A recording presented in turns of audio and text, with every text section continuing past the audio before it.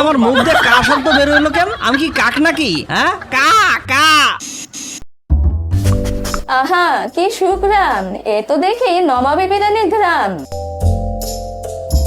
আরে ইয়ামিন, তুমি এখানে বিরিয়ানির দোকান দিছো? আবার জিঙ্গায় আমার স্পেশাল ম্যাজিক বিরিয়ানি, এই খাইবেন নি? তাড়াতাড়ি আসেন, শেষ হওয়ার আগে ইয়ামিন ভাইয়ের স্পেশাল বিরিয়ানি খাইয়া যান, গরম গরম। ওয়াও ইয়ামিন, দাও দাও আমাকে এক প্লেট দাও, ছবি তুইলা ফেসবুকে আপলোড দিমু, ক্যাপশনে দিমু ইয়ামিনের স্পেশাল বিরিয়ানি, ফিলিংস অসাম। তাইলে 200 টাকা দাও। মানে ইয়ামিন, আমি তো তোমার রেগুলার কাস্টমার, আমার কাছ থেকে টাকা নিবা? এইটা কোনো কথা? কারণ তোমার কাছে অনেক টাকা।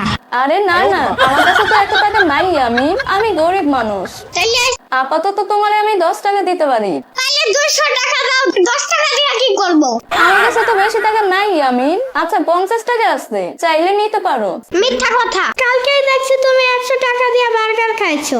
না না ইয়ামিন, তুমি চেক করতে পারো।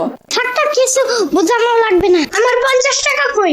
দাও, স্পেশাল জিনিস খাওয়াচ্ছি। বাহ, কালারটা তো জোস, কিন্তু ইয়ামিন মাংস পিসটা এরকম কালো কেন? স্পেশাল ম্যাজিক মশলা, খাইলে একেবারে উড়ে যেতে মন চাইবে, চুপচাপ খেয়ে ফেলো।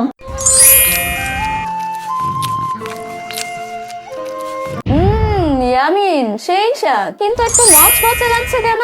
আরে মুচমুচে নয়, হইলে কি বিরিয়ানি জমে? যাও যাও যাও, জলদি যাও।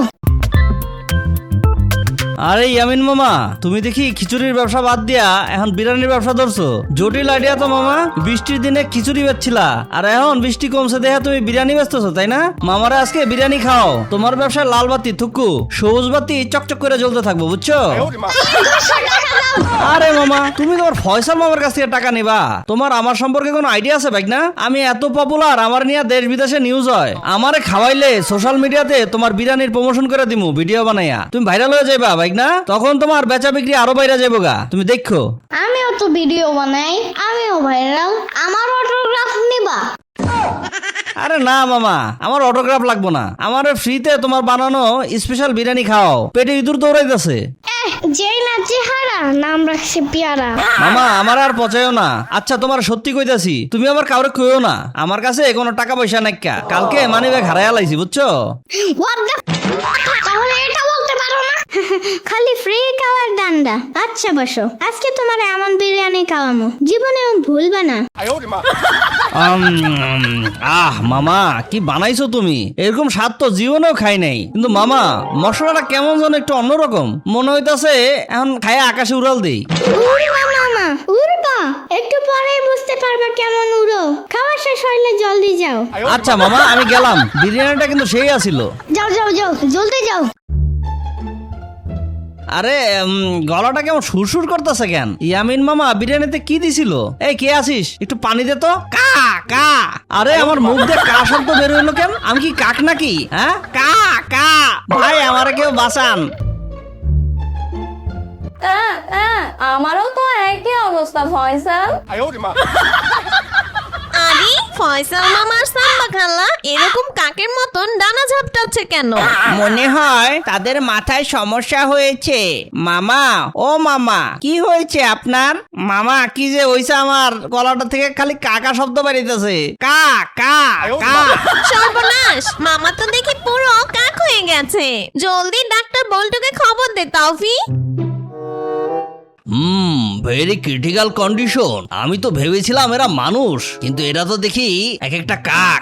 ডাক্তার কাকু, এরা মানুষই। ফয়সাল মামা আর সাম্বা খালা একটু আগে ইয়ামিনের দোকান থেকে বিরিয়ানি খেয়েছে, তারপর থেকেই এদের এই অবস্থা। চুপ করো, আমাকে চেক করতে দাও। ফয়সাল সাহেব আপনি একটু জোরে শ্বাস নিন তো। কা। ওরে বাবারে, একে তো অ্যাকিউট কাকা সিনড্রোমে ধরেছে। সেটা আবার কি রোগ কাকু?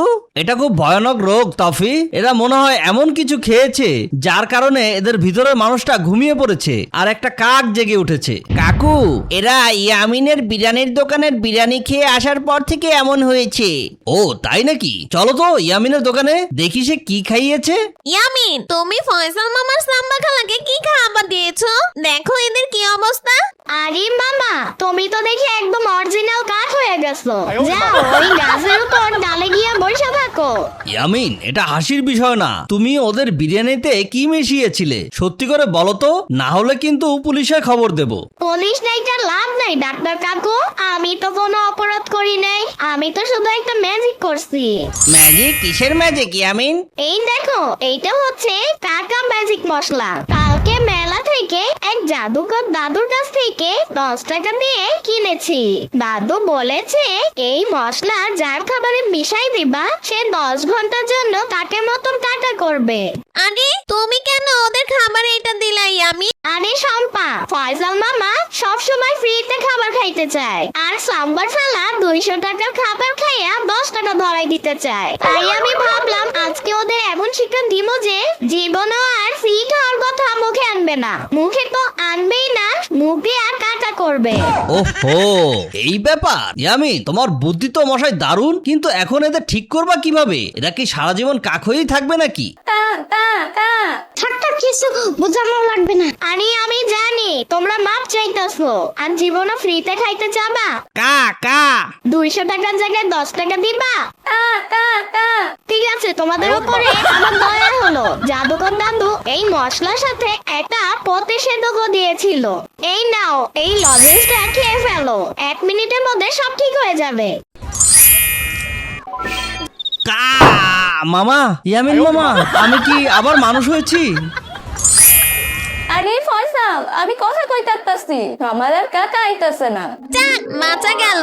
ফয়সাল মামা, কেমন বুঝলেন স্পেশাল বিরিয়ানির মজা?